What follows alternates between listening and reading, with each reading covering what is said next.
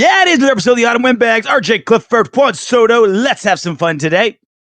59 days till Raiders opening day. We're in the 50s. We're at the half century mark. We're basically like we're almost halfway when we started. We were at like 110 or something. 102 or whatever, 106. Yeah, whatever low hundreds. Yeah, so next week will be almost exactly halfway from when we started. When it's at 100 something, it feels like forever, right? It feels like it's never going to be here. But it's just big chunks every week getting taken away. Mm-hmm. It's just going. It's just going and going. And when we do that, Geno Smith will be under center. Massive improvement, obviously, what we've had for a while. And, Raider Nation has been, obviously dissecting Geno Smith. He's been around. Everyone knows, we all knew who he was, but obviously now we're dissecting him like no one else's business. But there's one thing that I think like right when he signed or when the trade happened, we kind of we glossed over it, but it bears repeating how massive and stark this difference is. And that's Geno Smith in a dome, not getting dome in a dome.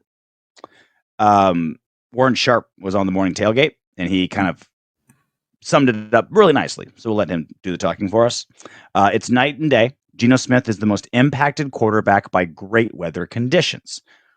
When he plays in a dome, 6.7 touchdowns for every interception. 6.7 to 1 touchdown interception ratio. That is Hall of Fame numbers. When he plays outdoors, it's 1.6 touchdowns for every interception. It's very bad. When he plays in domes, he's averaging 8.2 yards per attempt. Outdoor, 7.2, a whole yard per attempt. I mean, even 7.2 is pretty good. Yeah. And anything over it's a 7 whole one good. Up. Right? And then there's a whole +1 over that. Yeah. His sack to interception rate drops in half. He averages a much higher success rate, much higher EPA per attempt. And then obviously in Seattle, playing the Pacific Northwest, no dome. Obviously, Raiders, Allegiant Stadium, dome. And the away games are with domes: Houston, Indianapolis, and LA. And we talked about this when the schedule came out. We really don't have any real bad weather games at really Philadelphia. And the second class, that's going to be awful. That's probably as bad as December, right? Yeah, that's week 17. So that's going to be rough. Maybe the worst possible weather. Like there's a good chance it's going to be snowing, right? So, but a lot of domes, all the home games in domes, Geno Smith in domes. So there's not a crazy amount. He played 10 games in the domes. So this is just the 3 years when he was a starter in Seattle. It's the window that they're using. 10 games in a dome, 39 games outdoors. So pretty small sample size, but the numbers are very stark. Soto, is he really that different based on these numbers, indoor and outdoor? It's hard to say definitively yes or no. From what we've seen, yes, there is a drop-off. We also have to take a look at how many dome games did he play last season, which was his worst season in Seattle. And we chronicled why it was a bad season. One of the worst offensive lines. His pressure rate was almost 40%. So he damn near almost half of his dropbacks, he was pressured. He had 0 running game to speak of. His running backs were injured, and he felt like he had to do more. And I want to know how did that skew last season? How many dome games did he have last season? Because if he didn't have very many dome games in one of his worst seasons, and you also have a small sample size, I can see where you can get that big of a swing. But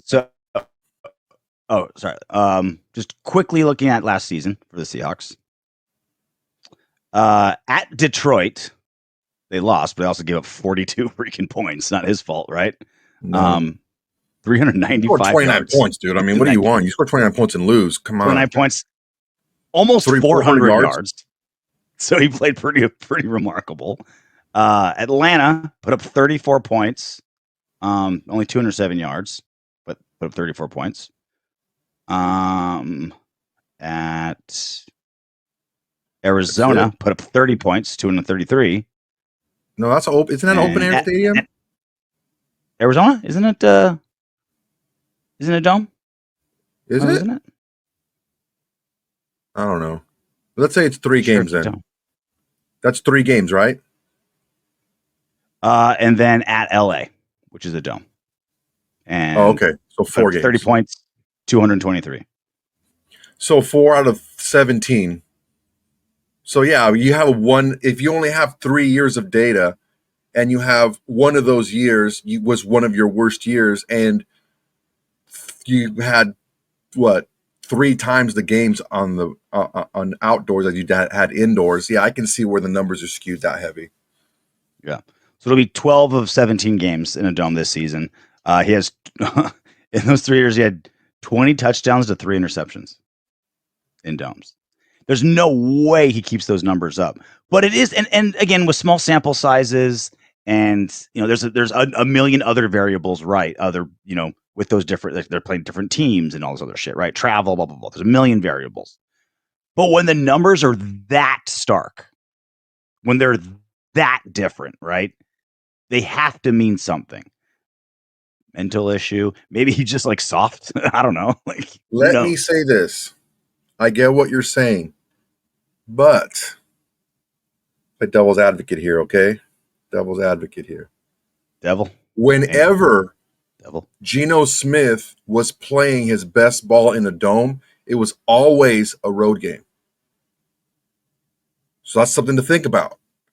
He's going to have the bulk of his dome games are going to be home games.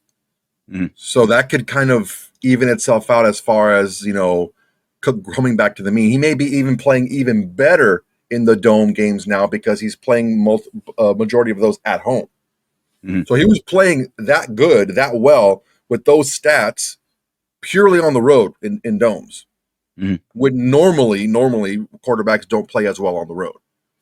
So that's something to think about as well. Maybe he's just a road warrior, like there's some guys like chips on their shoulders. They like being booed. They want to be, you know what I mean? Are there any quarterbacks who had starkly better road numbers than home? It's something I've never even researched. I've never really researched it. I've never even thought about it, but that could also be it. Maybe he's just he's got a chip on his shoulder, right? A little bit of attitude, little good.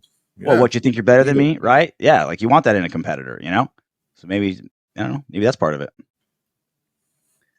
Or maybe he's prove, man. He still has a lot to prove. A lot of people very high up in that organization have a lot to prove. Yeah. Pete Carroll gets canned and basically begs for his job, and I don't know if they felt sorry for him or something, but they kept him on as a consultant. That's kind of weird. Normally, when you fire a coach, you want him as far away from the program as possible. They kept him on there. He has a lot to prove. I mean, Chip Kelly kind of phased out of the NFL. He's got a lot to prove coming back. Patrick Graham's got a lot to prove. Everyone that I've talked to and that I've heard talk about him says he's a great coach, but I don't care how great of a coach you are. What's the production on the field look like? So there's a lot of people in that, up there pretty high up that have a lot to prove, and Geno Smith is one of them. The rookies will be something that we're keeping an eye on, obviously, this season, like we do every single season. And ESPN did all 32 teams. That's they're looking for clicks, and it's the offseason. They're like, something, all 32 teams, right? We're hitting the whole fan base. And they did a biggest surprise player from every team in the offseason. And Ryan McFadden did it for the Raiders. And he picked Dante Thornton Jr. The 4th round pick made a strong case to be a day one contributor for Las Vegas. Thornton received a good amount of reps with the first team offense as his combination of size, 6'5", 205, and speed, 4'3", 40 at the combine, makes him a threat in the intermediate and deep passing game. At Tennessee, Thornton was known for his big play ability, leading the nation in yards per catch, 25.4, which is still fucking stupid, dude. It's that's not even Madden numbers. And catches for 50-plus yards, 6. It's 6 50-yard catches. That's freaking ridiculous. The Raiders didn't make major moves at wide receiver this offseason, meaning Thornton and second-round pick Jack Besch will be asked to step up in a big way in year one. Thornton showed he could be ready to answer the call. And we've touched on this before, but it bears repeating. I mean, if Dante Thornton can break the mold and be the true X, he's got Randy Moss attributes. I'm not saying he's Randy Moss, right? But he has Randy Moss attributes. better than that. If he could just like get the route, like all the things that everyone's talked about, why he slipped to 4, right? Not a lot of production in college. Needs more polish in the route running. Got to be able to handle physical corners, physical DBs, that kind of thing, right? If he can hash those things out, this offense changes drastically. If we can get a steal like this as a true X. Yeah, there was a few guys out there that were in the same mold, right? You had Jaden Higgins, like Savion Williams, excuse me. There was another guy, I forgot his name, and then also Dante Thornton were in the same mold. And I had said like they were going to pick. I had like with Savion Williams as a guy they could pick later in the draft. He ended up going actually a little bit earlier, but I could have picked either one of those kind of late round guys who were height, weight, speed guys. And when I looked at the tape, I did a breakdown on my other channel. I did a breakdown of his college tape, and RJ, I'm not lying to you. Every single, and they didn't throw it to him every single time, but every single time he was single covered, he was open. Every single time. It just did they throw him the ball or not? So it just was a shame that they had him running, deep slants and just go routes the entire time. He just taking the safety with him. That's what he was doing, and just when he ran a deep crosser once, and he broke 2 tackles and took it 65 yards. Mm. So if you at that size and that speed, it's not like you can just touch him and push him out of bounds like a Trey Tucker, who's 5'8", 5'9". This guy's huge, and he doesn't need to be a superstar, man. He just needs to be able to make the play that's there. His natural physical ability is going to allow him to make more plays. Well, he's exactly the thing that we need on the offense. A true speedster, a true like X, right? Because all of our best guys, look, Jacoby Myers can run a go, right? Brock Bowers can run a go. These guys aren't idiots, but that's not what they're built for. They're more like really, really good intermediate short catchers. All of our guys pretty much, really, right? That's kind of all that they are. And that's why I think they're like, okay, let's give Dante a bunch of reps.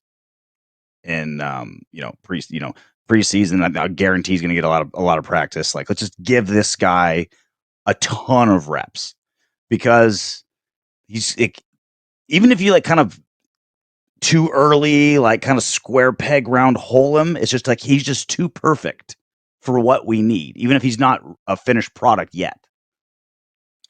Yeah, he's too difficult to defend, even if he doesn't fully know what he's doing. And hearing Pete Carroll and Chip Kelly talk about the mini camps and all these OTAs and all that stuff, this whole thing was, I'm like, yeah, they're implementing the playbook, but they're also finding out what these guys can do well. Mm-hmm. And Pete Carroll said it in his last press conference. We're going to ask them to do what they do well early in the season of the rookies. We're not going to ask them to do everything. They're just being asked to do what they do well, so they get some confidence, get some experience, and then they can expand them as the year goes on to middle, end of the season. They're regular contributors. Mm-hmm. So if he's just like a quote-unquote decoy, he's going to take 2 guys with him. It has to be 2. If it's just 1, he's going to be open. With his size and speed, he's going to be open. And if you have guys like Jacoby Myers who can get open, and guys like Brock Bowers who also require kind of a double team. If we get defensive coordinators to double team a 4th round rookie, we're gonna fucking beat, because then there's Brock and Jacoby and Jenty and Geno can run. Like if put it this way, guys, if defensive coordinators are scheming around Dante Thornton, we're gonna put up some serious fucking points. He only needs one. He only needs one time where the safety takes a wrong step. One play where, we got this guy on. This guy can handle him on this one play. We're going to bring pressure or whatever. It just takes one with a guy that size and that fast to break a long touchdown. It just takes one. And Geno Smith is going to find him. He throws a great deep ball. one of the best deep ball throwers in the league. That statistically, shows it. And we're going to drive safeties nuts. It's going to be crazy. Do they creep into the box because of Jenty? Do they have to stay in intermediate coverage because of Brock? Do they have to stay super deep because of Thornton?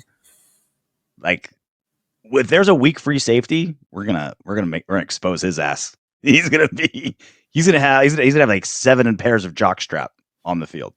If you get a guy like a Jesse Bates or a guy like that played like an Isaiah Polamalu, Troy Polamalu, who was like kind of freelancing kind of a little bit. If you get a freelancer, it's not gonna go well. Mm. It's not gonna go well for the corner. That's just that's an extremely tough matchup. And again, he doesn't have to be a superstar. He just needs to go out there and be 6'5", running a 4.340. This is why I didn't mind. Fine. Yeah, this is why I'm fine with our wide receiver romances now, because I keep feeling like this team is building to like just restructure this season and then really go for it in the following season. We have $35 million in cap space. Like that clearly, like that is clear evidence. They're not like, okay, we got to win as much as we can this year, right? Again, they're trying. They're going to do their best. Pete Carroll's going to try to squeeze every last bit of them as they can. Going to try to win every single game. I'm not, but as a GM, you have a responsibility to think long term and say, look yourself in the mirror. Where are we exactly? Last season, we were a 4-win team. Can we win a Super Bowl this season? Maybe, right? Worse teams have turned around and done great, right? It's happened before. But realistically, what's our goal? And that's why I'm like, good, I'm down with all these rookies getting reps this season. Like, yeah, if we picked up a $10 million, we can afford a $10 million a year, like wide receiver that's more proven than Dante Thornton. Sure, we can do that. We can trade for a guy. We can absolutely get a better player that's proven than Dante Thornton. But that's not the plan this year. Get the rookies reps.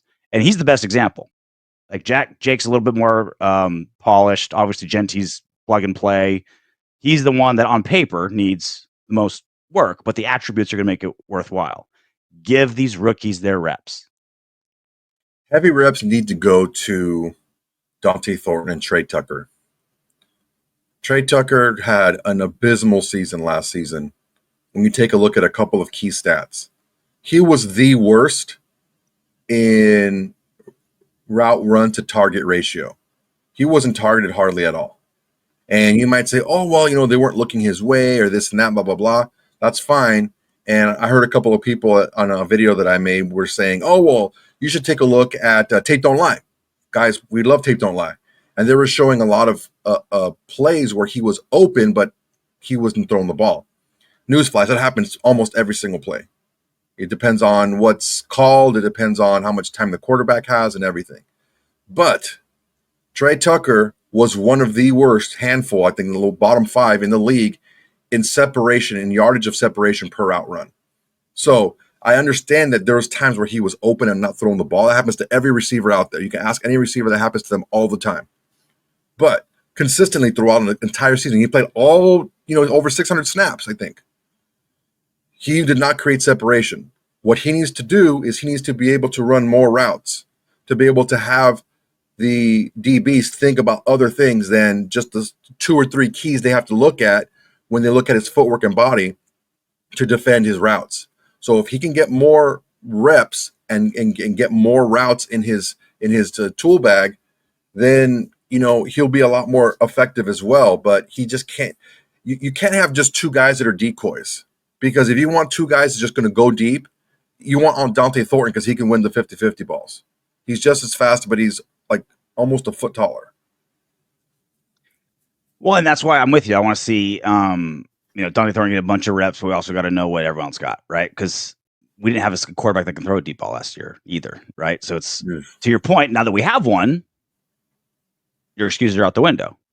Get your separation, get open, or there's the bench. Simple as that. Yeah, and it's not like there's not a hungry Jack Besch out there ready to take the spot. Because, a lot of the things that he does well are things that, Trey Tucker kind of, has trouble with. He doesn't drop balls, and he runs good routes, and he's tough to bring down. I don't think you're going to see one guy tackling Jack Besch. It's going to be multiple guys having to bring him down. So, it's what Pete Carroll wants, man. He wants competition out there. Everyone's in light pencil. Whoever's playing the best, whoever has the game plan down the best, and whoever's producing the best, those are the guys that are going to play. So there's one guy who's, written in heavy marker. It's Brock Bowers. But again, he's a position of kind of everywhere, right? Like he's tight end by name, but he's going to be all over the place. Rock Bowers, not Block Bowers. He's Rock Bowers. Get him the Rock Bowers. So that kind of leaves things for like a true tight end to get a lot of reps. And Michael Mayer, on paper, should be that guy, right? Second round guy, had a really good rookie year. And obviously last season had, whatever it is that made him had to bounce. Everyone's kind of guessing it was, a mental breakdown or something emotional or mental health, something like that. This is one of the biggest stories for me of the preseason and training camp is how much does this regime trust Michael Mayer? Going AWOL for half a season, not a good look, man. That's something that's going to be stamped to your resume for the rest of your career. And you need to prove that was the old you and not the new you. So imagine how we felt when Vinny Bonsignori went on the JT the Brick show and said this. I feel like the Raiders could have done a better job of getting Michael Mayer involved more last year. As you fast forward to this year, you look what happened in OTAs, and you can look what happened in minicamp. And at the times that we were out there, I think it was 5-6 total practices the media was allowed to watch. It was really conspicuous how Michael Mayer was involved in the passing game. Interesting choice of words.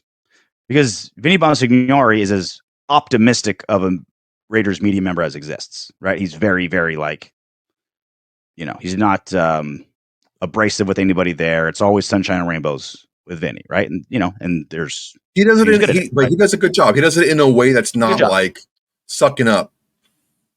Yeah, he's a fine reporter, but some guys are a little bit more abrasive, maybe a little more objective. He's very, very optimistic about stuff, right? So, he's tinted, so for him to say like, hey, it's the Raiders were making it very obvious that Michael Mayer was involved in the passing game. That tells me something. He continues. They really made it a priority. It felt to get him involved, to throw him the ball, and I think that's something that needs to continue. I can definitely see a scenario where Michael Mayer might be that number 3, along with maybe a Jack Besch. So why are the Raiders making it conspicuous, really conspicuous to the media to get Michael Mayer involved in the passing game? Any ideas? One big idea for me is Pete Carroll is so good at what he does, and he connects with players, and he connects with anyone he really comes in contact with, because he doesn't coach players. He coaches people. He knows what these guys need to get the best out of them. And in the media day, Michael Mayer said that he had a long conversation with everyone in the front office, including Pete Carroll and Chip Kelly, about things that happened last season. And I think that was the big kind of, come to Jesus meeting where it's like, dude, where are you at? Because if you're not 100% locked in, ready to rock this season, we're just going to flip you. Maybe not in those many words, but that was the sense of it. Mm-hmm. That's what Michael Mayer said in media day in his presser or in his interview. And you get a guy like, Michael Mayer's, he was probably the most complete tight end coming out his draft class. Maybe not the best pass catcher, but the most complete as far as blocking and everything else. He was, mocked a lot to be a first-round pick that year, and he just slipped into the second. So he has a talent of a guy who can produce really highly in the NFL. What's the problem? What's missing? And I think maybe the confidence might be something that's missing with him. So building his confidence in OTAs, in minicamp, showing him this is what can happen if you produce on the field. Just keep working hard and produce with the opportunities that you get, and you'll get more. I can see that definitely being the case because I know how Pete Carroll works. I know how he coaches. And this is not going to be anything like, well, you already know what you have in Brock Bowers, right? You already know what you have in him. You don't need to feed him the ball a bunch. Plus, he was gone for a few days because he was, graduating college, right? So that was time for Michael Mayer and Ian Thomas to kind of step up and show what they can do. And I'm fully convinced that's what happened here, because I've seen it happen with countless times with guys who come in and maybe need a little bit of a nudge or a little bit of a pat on the back or a little bit of a boost in their confidence. And we'll see if it pays off. Yeah, it's a combination of two. Maybe it's just one, maybe it's just the other. Maybe it's a combination of the two. But it's a mixture of standard Pete Carroll, right? Competition. Show me you got it, right? So, all right, Mike, here's the reps. Like you mentioned, Brock is out. Show us what you got, right? Prove that you should be. Prove that you deserve every snap and every second on that field, and kind of just helping his psyche. Like it feels like a lot of reps are to help Michael Mayer kind of mentally get back in this, because that's how you get back to real life. Like I mean, dude, it's a big deal, man, going from college to pros. News, like we forget, like some of these dudes are 21, 22, 23 kids, you know. We hear all the time all these studies of, this next generation, like they don't date, they don't hang out, it's just all TikToks and streams and Tinder and, doing something this big is a big deal. I remember my junior year of college, we had a heavyweight. He was a freshman heavyweight that came in on the wrestling team. And he was badass, dude. State placer, like he had potential. But I remember he broke down to me one day. He's like, dude, in high school, like, and we were Division II, San Francisco. So we weren't like, the masses weren't coming. We weren't filling stadiums for our meets, right? And so, like, it wasn't a hot ticket, dude. Yeah, it's like if we can get our girlfriends to show up, that would be like a win. And so he was saying how it's like, yeah, man, in high school, like he went to like a big powerhouse high school in the North Bay. He's like, yeah, man, like all the parents are there, the boosters are involved. There's just like this community, and it's like it's just so different here, man. It's like I don't know if I can handle it. And it was like, to me, like I went to a school, not a great wrestling team. We were good my years because we had a group of seniors that just happened to be there. But like I'm the oldest of 6 kids. My parents only went to games that like really, really, really mattered. They just literally couldn't go to 6 kids games every day. Like they just couldn't do it, right? And so I was always independent about it. And so this like the idea that like all my years of high school playing sports, I was never not playing a sport.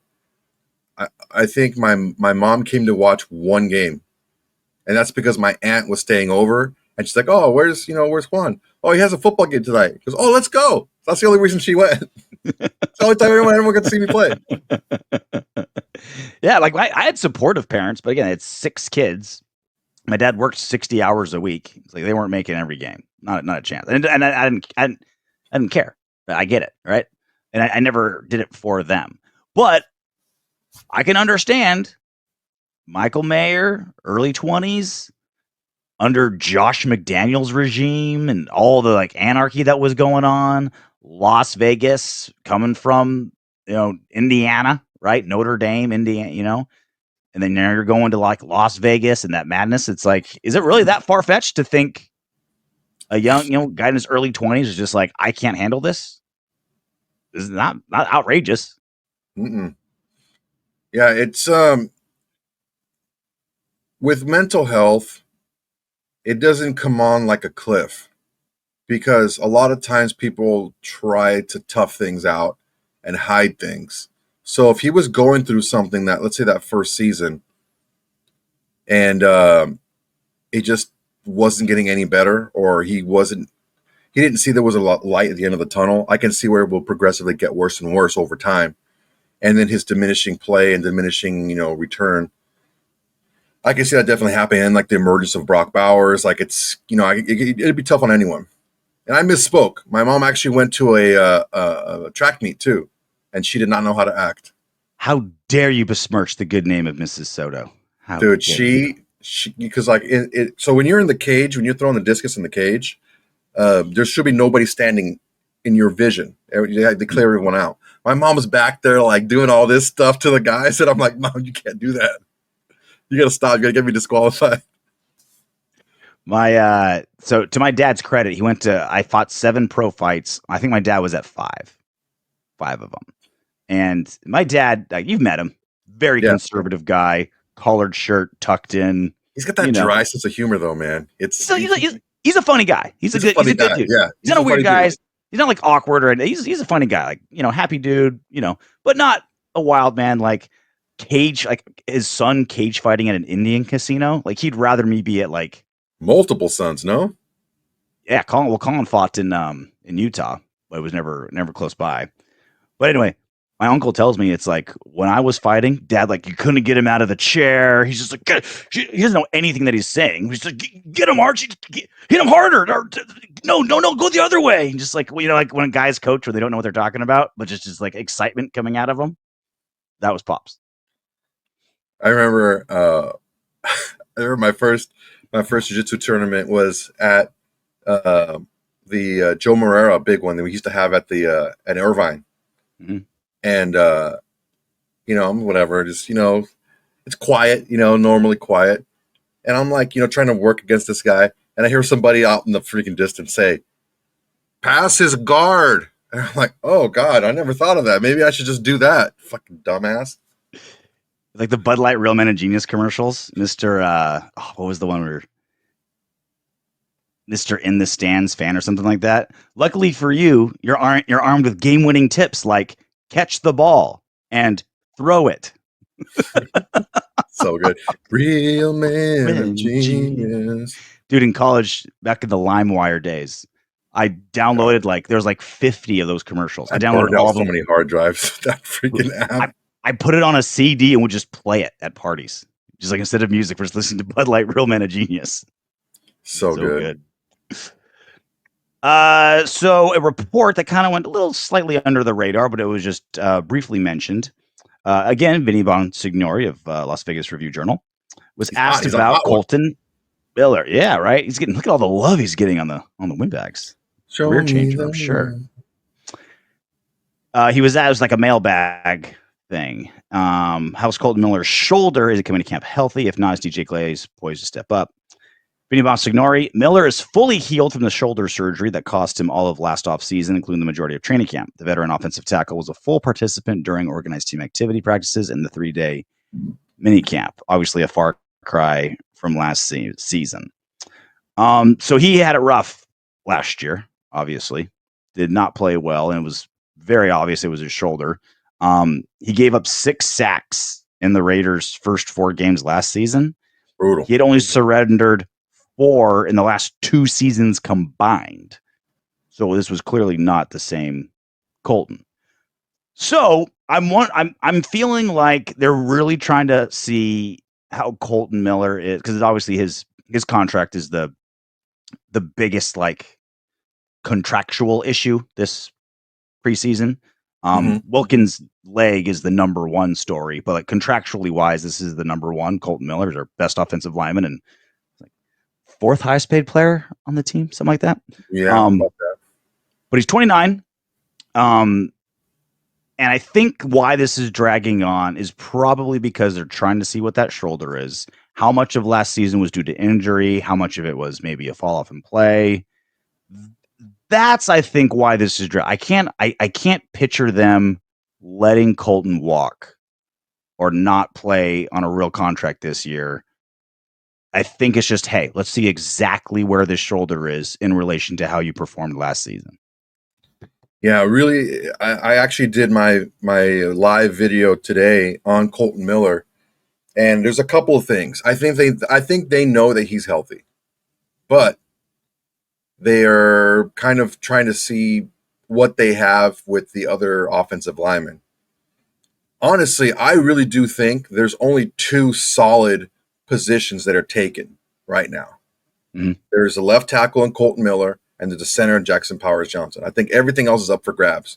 As well as DJ Glaze played last season at tackle. I think he was a 74th ranked tackle. Mm-hmm. As far as like PFF, whatever that says. There's only 32 teams. And you have 2 tackles, that's 64. So if you're 74, you got some room to improve, right? Mm-hmm. So DJ Glaze is not the answer at left tackle. He doesn't have the lateral movement skills to do it. He can play right tackle, but he can't play left tackle. As far as what we have in the young guys, look, and it could happen. If, let's say, a Charles Grant shows that he can play, They may give him a shorter deal, or offer him like a shorter deal or something like that. But you don't get better by losing good players. And Kolton Miller is still a good player. He's a top 12, 13-ish left tackle in the NFL. And you don't just let guys like that walk, regardless of how old they are. And when he got healthier after the bye week, he played much better at the end of the season. And there's nothing wrong. Even if Charles Grant, let's say and it's a real possibility that Charles Grant wins the right tackle job. If he does, what's wrong with having two good, athletic, big, mean tackles? Nothing, especially when you're paying one a third round, money. And this offensive line can look any number of ways. You can have Thayer Mumford winning a guard spot. You can have DJ Glaze winning a guard spot. You don't know. Caleb Rogers winning a guard spot. You don't know that. You don't know because there's no history with these guys at all. And as much as you want to talk about Pete Carroll and how he will put the best five out there on the offensive line, he doesn't know these guys. There's no history there. So that's even more. That's whoever the best five are going to play. And I see a 2-year with like a funny third year on the end. That's what I see. He's still on the right side of 30. So even a true 3, he's going to turn 30 before the end of the year. So even a true 3 puts him at 33, right? When the contract's over, or you can reassess. He's still one of the best in the league. You don't give guys like that away. Yeah. Speaking of Kolton Miller, did you see this video of Patty the Baddie meeting him? Yeah, it was funny. So Patty the Baddie's like he might fight for the UFC title coming up, maybe. Can you hear it or no? No, I'm just hearing it. No. He's like, "Are you the average size?" And Colton's like, "No." 6'8". Yeah, it's a big dude. I thought I was heavy. God, I love his accent. So you sent me this, I think yesterday. I was like, "Oh, this is if this isn't Autumn Windbag material, I don't know what is." Tom Brady, single and ready to mingle, and maybe a little fired up that Giselle was banging a jiu-jitsu instructor behind his back. He is on a revenge fuck every celebrity tour. Tom Brady was spotted on a yacht with actress Dakota Johnson and Kate Hudson in Ibiza. Brady was also recently hanging out with model Brooks Nader, actresses Sofia Vergara, and Sydney Sweeney. God bless him. It's good work if you can get it. Dude. I wonder what his like in-between supermodel / A-list celebrity chicks he bangs are like. Like his like Tuesday afternoon fuck is probably still just like the hottest chick from her college campus. Dude, there's like if you meet an offensive lineman in the NFL, you're looking at those guys and like, oh yeah, these guys, they're different. They're a different species. They're just different. They're not the same, right? These hot chicks, yeah, the same thing. They're not the same. I mean, trust me, there's hot chicks everywhere, but this level. And I always thought like when I was a kid, I was like, dude, yeah, like these like celebrities, like why are they only banging other celebrities? Like I would just get like the hottest 25-year-old, like why deal with like a celeb where you're like on an even playing field? Like I want to be just like in charge. But Tom Brady, like he lives in a different universe. Like he can't just like bang a bartender, like just like actually date a bartender. It's like you're from different continents. You know what I mean? It's like here's the difference. This is why celebs date celebs, okay? Because the super hot chick that works like a hot dog on the stick at the mall doesn't have anything to lose. Yeah. Right? So she can act the fool. She can, she can turn on you and give away all your secrets and all this stuff. She has nothing to lose. She could turn around and get $250,000 from TMZ if you find out like exactly how much Viagra Tom Brady has to use to get it up. Right. All it takes is one person to get into her head. Look, he's gonna dump you anyway. That's why celebs fuck hookers. Like you just pay them to like shut up. Oh God, tell me about it. Are you like, yeah, that's why you fuck hookers? Because make love. I make sweet love to them. I make sweet love to their mouths. This is my favorite comment from the whole thing. Someone posted on Instagram. Watch Eli divorce his wife of 17 years and get with Dua Lipa or Ana de Armas just to put Tom in his place. I wouldn't put it past him, dude. He's pretty charming. Dude. all that work that freaking that Tom's done to his face. He freaking all that work he does working out.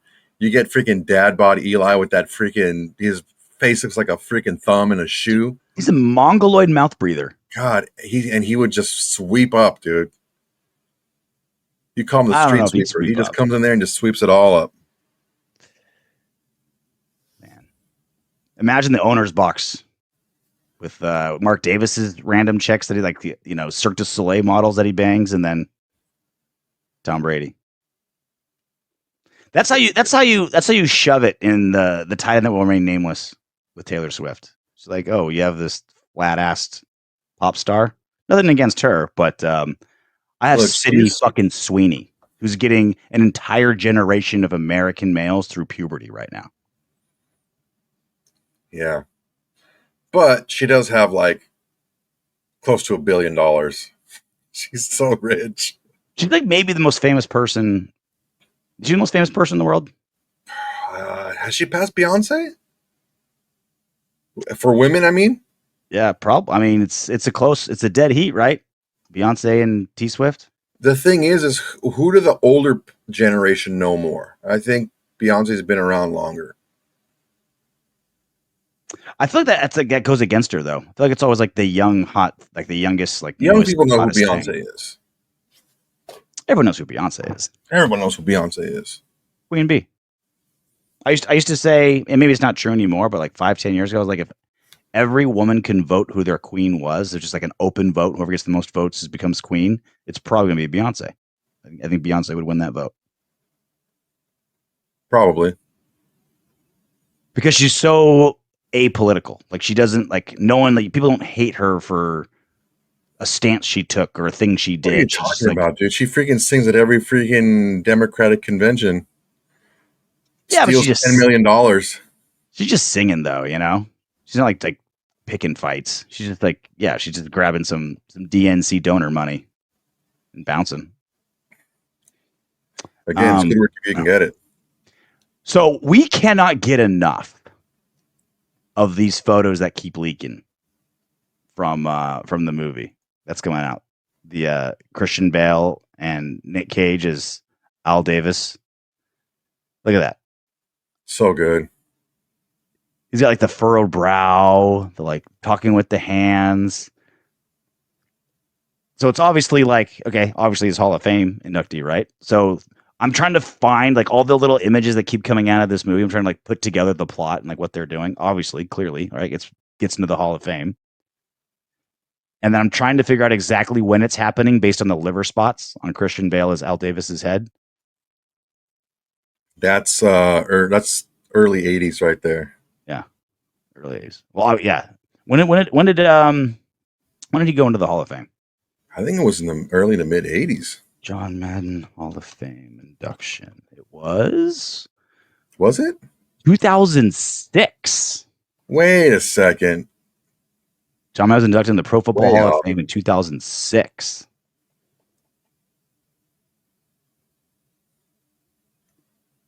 So, obviously this is 06. God, he looks so. We got the little chain on the glasses.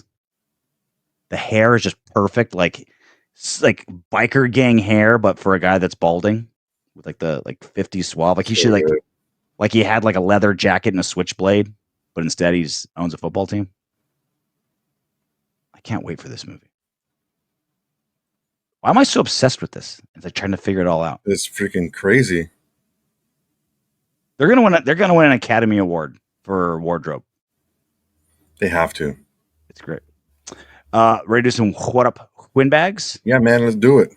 Solomon Mitchell, T9J, thank you so much for being a member, as always. Geno Smith alone gives us 9 to 10 wins. Add Brock Bowers and Ashton Jenty, we're looking at least 11 to 12 wins. Am I smoking hopium?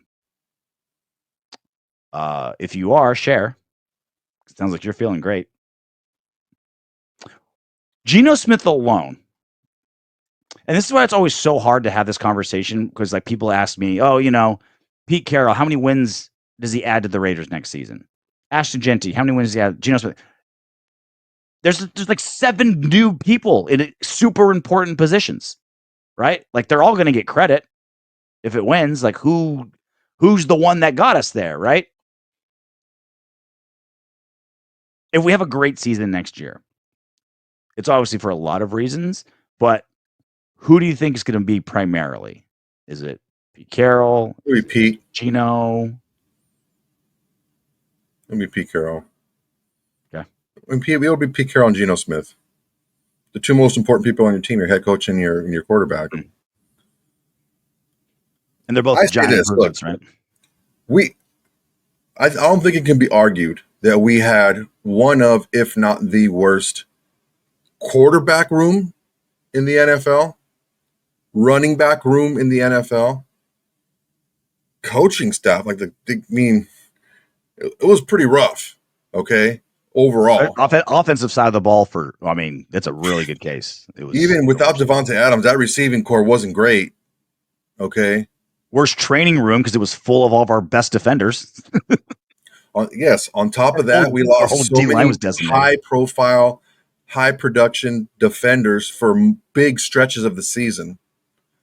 With all of that happening, with all of that going against us, out of the, 13 games that we lost, we were within 1 score to start the fourth quarter, 8 of those games that we lost. So even as bad, with all those things going against us, we were still within 1 score of 8 games that we lost heading into the fourth quarter. It's not out of the realm of possibility that we win 11, 12 games this year, because we are playing the last place schedule in the AFC, in the West. Let's say you were playing all the other last place teams from last season. So the schedule is not overly difficult. You're playing a pretty, one of the easier schedules you can get in that division. Now you are playing 3 teams that made the playoffs last season, but those are division games and anything goes on those guys. But it's not, you don't say that and have people roll their eyes at you when you break it down that way. It's even with the bad teams, they don't get blown out every single week. Now we got blown out plenty. We got blown out the other games. Okay. The other, 5 games that we weren't 1 score, we got blown out in those games. So there is something to improve on there. But even with all that mess going on, we were still in 8 of those games. If we just, one thing goes one way or the other in those games, and we win half of those games that we were within 1 score of, then we're an 8-win team instead of a 4-win team. So just think about it from that perspective. We're right there, and it takes a little bit of a, the head coach makes a difference in the fourth quarter, the decisions and all that stuff. Yeah, offensive quarter makes a big difference. The quarterback makes a big difference. The running back, all those things that we had terrible, some of the worst in the league last season. And you can't tell me, I love Antonio Pierce too, man, but he was just not ready to be a head coach. There's that. There's Luke Getsy was god awful. Whoever's carcass we threw out there, our quarterback was terrible. Okay. The running back room was awful. Worst rushing attack in the league. So what do we do to upgrade those positions? Okay. A future Hall of Famer, one of the best offensive minds and offensive coordinators, around. A quarterback that has the full confidence and tools to play and win multiple, 10-win seasons. And you have probably one of the better prospects coming out of college in the running back position in 10 years. So these are just not little upgrades in big spots. These are massive upgrades at areas that were a massive detriment last season. So yes, I do believe it is within the realm of possibility, not just possibility, but like reasonable possibility that we win double-digit games next season. The hardest thing to do in the NFL is continued consistency. It's the hardest thing. There's so much. This isn't baseball. This isn't basketball where the same half a dozen teams win every year, right? NFL flips around all the time. It is so hard to be consistent. And that's really all, like, that's like the foundation. That gets you like 75% of the way there. Even good teams, you hear about like the Eagles. We're talking about like the locker room issues they had this season. Now they're just so fucking talented, they overcame it. You know, like when you got a loaded roster like that, it covers up a lot of warts. But you hear all the time of teams of just like to your point, like our finger is so on the pulse of the Raiders, you know, especially the last, you know, half a dozen years, last 20 years, like, man, we just can't get consistency. It's such a mess over there, all this turnover. That's much more common than uncommon with the rest of the NFL. We just don't see it because we don't have our finger on the pulse of the Green Bay Packers the way we do the Raiders, right? But that shit happens everywhere. And the teams where they are consistent competence, a rational owner, a good coach, good quarterback, that's why the Patriots are a dynasty. That's why the Chiefs are a dynasty. That's why Pete Carroll's Seahawks were always in playoff contention, right? Consistency is so rare. And so we're like, oh man, everything was so bad with the Raiders last season. This is well, you don't have to be perfect to win in the NFL. You just have to be like, just letting, like Gus Bradley, right? He made a defensive coordinating career in the NFL with just head coaching career. Let the offense screw up, and we'll take advantage. That was the whole flock. 3 deep, right? If we get great players, we'll be a good defense. If not, just sit back. Don't let them do big plays and let them fuck up. And you got like 5 defensive coordinator gigs with that because it could work. Not going to win you a Super Bowl, but you could beat a lot of teams with just let them shoot themselves in the foot because it's balancing all the egos, all like 53 alphas, dozens of alpha coaches. You hear all the time the stories of these teams and just like the anarchy that was going on behind the scenes, and yet they're still winning divisions. Like, yeah, I told this story on the show multiple times. I talked to TJ Husmanzada when he was at Fox Sports, and he told the story of how Ocho Cinco would just like leave practice because he wasn't getting enough practice targets. And TJ just like, oh, that's just how it is in the NFL. Like, just guys can just like give the double bird to the coach, walk off, and everyone just kind of sits there with their dick in their hands. Like, that shit's super, super, super common. Yeah, that head coach was advising our head coach last season. Yeah. Terrible, dude. Thanks, Talking Marv. about stealing money, dude. Thanks, Marv.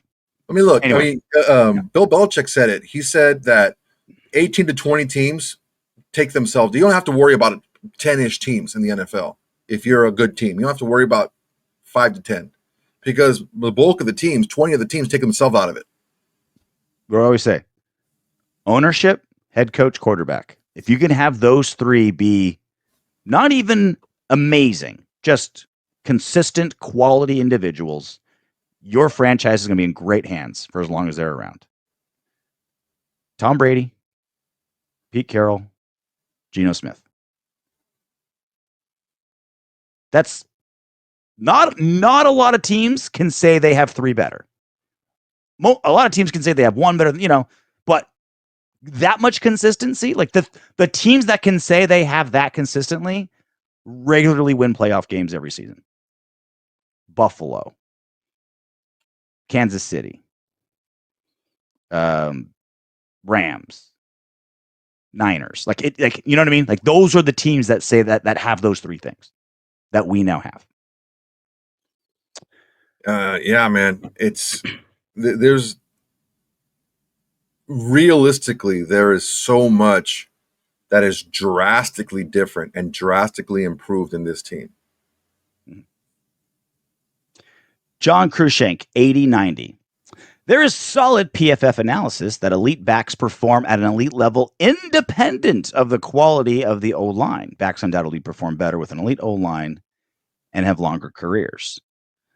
I mean, you have like a great back on a bad team, and we knew it, right? Josh Jacobs, right? Bad offensive coordinators, whatever O-line, still consistent Pro Bowler because he was that good, right? Goes to a competent team. We see what happens. Saquon Barkley, superstar in New York, superstar running back. Goes to the Eagles, one of the best seasons ever. So a really good running back can be a really good individual running back, but you need the rest of it around him to bridge the big gap. And that's what I was talking about with Ashton Jenty and the Raiders. It was like, yeah, like until our O-line's figured out, like we have a Ferrari, but we're putting him on a highway with the speed limit until everything else around him is there. Now he can still go 65 and get you from point A to point B and get the job done because he's just that good. But to get the most out of him, like any position, to get the most out of him, you got to have the supporting cast. Yeah, I mean, look, we talk about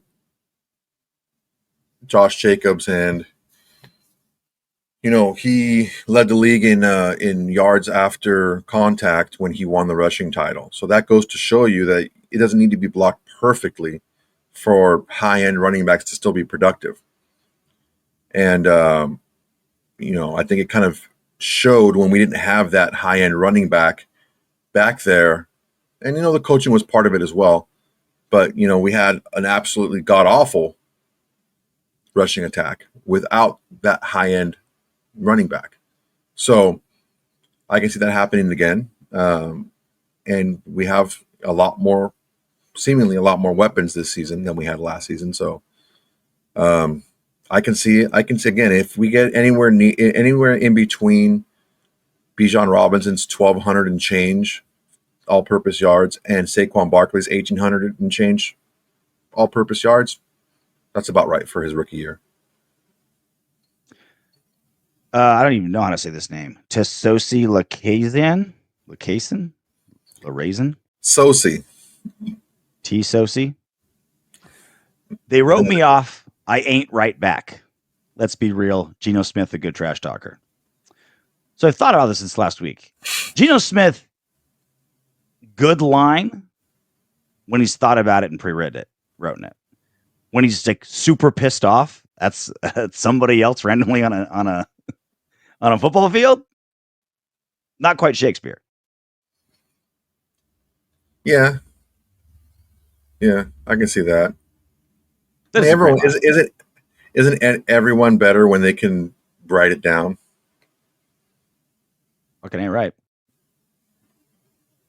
They don't ad-libbed movies don't win Academy Awards, like they have to be written. Did you ever watch Whose Line Is It Anyway? Yes. Comedy bit show. I fucking loved that show.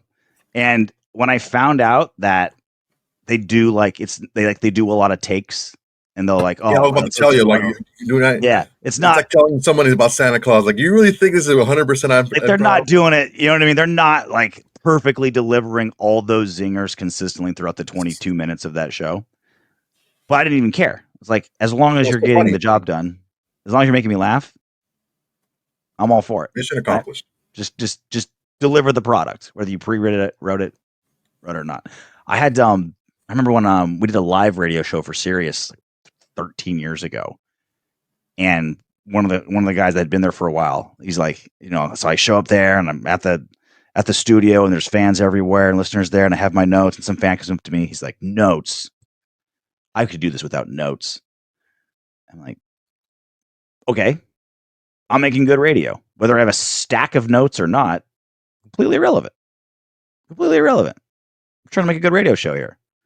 Now, if I could, if we're doing a debate and I can ad lib and beat you, that's something to it. But that's a whole different story, right? Like, I'm just trying to make people on their drive home from work not be so pissed that they're in traffic, and I'll do that by any means necessary. By any means necessary. I'll kill a man. I'll kill a man for a good radio show. I'll kill a man on air. I don't care. I'll do it. I swear to God. If I get those clicks, get those sweet, sweet views, if we get a bunch of subscribers because we killed a man, I'll fucking do it. Mama. All right, that's it for us. Keep checking out the daily lunch shows with Soto. If you still need more than that, obviously he has his other show, Raiders versus the World. Check out that YouTube channel as well. It's linked on the on our page. You can check that out as well. But if anything wild and crazy happens, Kolton Miller gets signed. I don't know. Tom Brady says, like, I'm gonna start banging Britney Spears or God knows who else. We'll go live. If it came out that Tom Brady was banging Britney Spears, we would have to go live, wouldn't we? Is she really even a thing still? I think it would be a thing only because of the train wreck that she's like becoming. Okay, I can see that.